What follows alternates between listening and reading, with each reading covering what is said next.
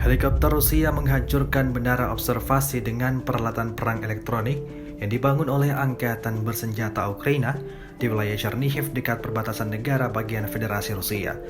Rekamannya ramai beredar di media sosial Telegram pada Selasa 8 November 2022. Tampak dalam rekaman helikopter Rusia tidak tanggung-tanggung menghantam menara yang dibangun Ukraina tersebut.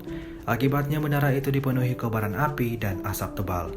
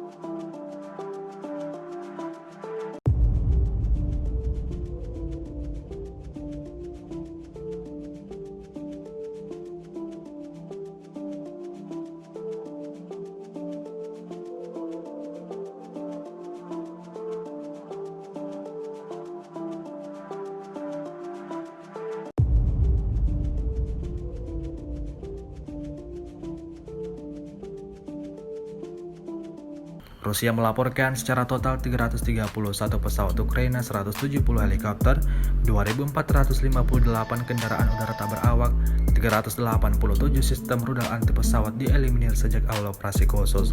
Sementara itu dari kubu Kiev, Kementerian Pertahanan Ukraina melaporkan 530 tentara Rusia dieliminir dalam 24 jam terakhir. Sebanyak 76.460 prajurit Rusia meninggal sejak awal konflik hingga hari ke-257.